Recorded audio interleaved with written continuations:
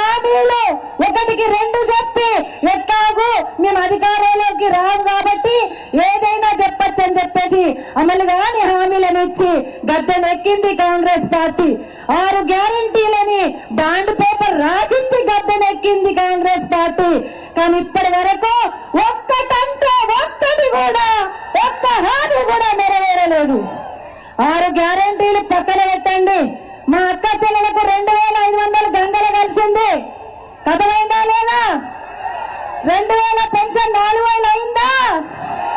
రైతు రుణమాఫీ అయిందా? కోత పెట్టిండ్రా లేదా? కరెంటుకు కోత పెట్టిండ్రా? రైతు బంధుకు కోత పెట్టిండ్రా?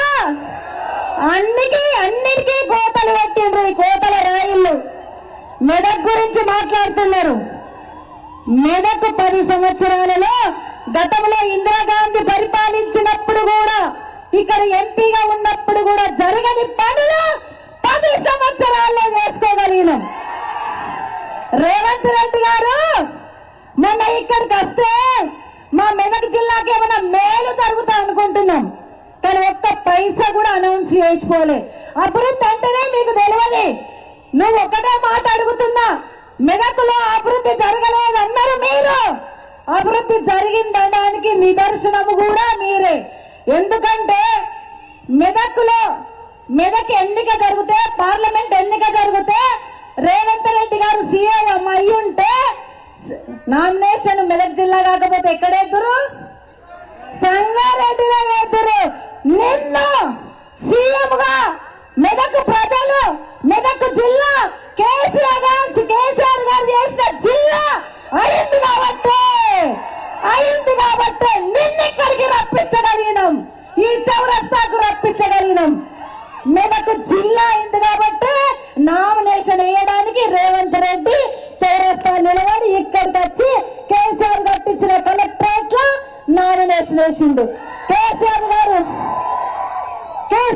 వేసిన రోడ్డు మీద నామినేషన్ ర్యాలీ నడిచింది. మీరు చౌరస్తా నిలబడి మాట్లాడిండు. ఇక్కడున్న ఎమ్మెల్యే 50 కోట్ల రూపాయలు వేస్తే కోతలు పడ్డాయి. ఈ చౌరస్తాలకు నేను ఆల్రెడీ 50 కోట్లలో పెడితే వాటిని కోతలు పెట్టిండ్రు. టీఎఫ్ఐడిసి 36 కోట్ల రూపాయలు మనం తెచ్చిన వాటిని కూడా వేరే పేరు మార్చి పేరు పెట్టి ఆ కథ వచ్చి ఈ కథ చెప్పి అభివృద్ధి మాత్రం శూన్యం. మీరు ఒక్కటే చెప్తా ఉన్నాను, మీరు ఇచ్చిన హామీ నెరవేర్చండి. ఏదో చిన్న ఇబ్బంది వచ్చిందని అనుకుంటుండ్రేమో, కానీ తెలంగాణ ప్రజలు కేసీఆర్ వెంట ఉన్నారు. మెదక్ జిల్లా ప్రజలు కేసీఆర్ అంటున్నారు. కేసీఆర్ ను తప్పకుండా మళ్ళీ సీఎం గా చూడబోతాం. మనమందరం కూడా నిలదొక్కుకొని సింహం వేటాడే ముందు ఒక్క అడుగు వెనక్కి వేస్తుంది. వెనక్కేసుడు కావాలి, ముందుకు పంట విసరడానికి అని చెప్పేసి గుర్తు పెట్టుకోవాలని చెప్పేసి కూడా తెలియజేస్తాను. ఇక కాంగ్రెస్ వాళ్ళు కోటలు బంద్ అయింది. ఇక బీజేపీ వాళ్ళు ఉన్నారు, వాళ్ళు కూడా అంతే. 10 ఏళ్ల నుండి చేసింది ఏం లేదు. డీజిల్ పెట్రోల్ పెరిగిన బంగారం అయితే 74,000 రూపాయలు వాసన చూసి పెట్టాలి. కాబట్టి మరి బీజేపీ వాళ్ళతో కూడా ఏం కాదు. మన వెంకటరెడ్డి గారు మంచి వ్యక్తి, విద్యావేత్త.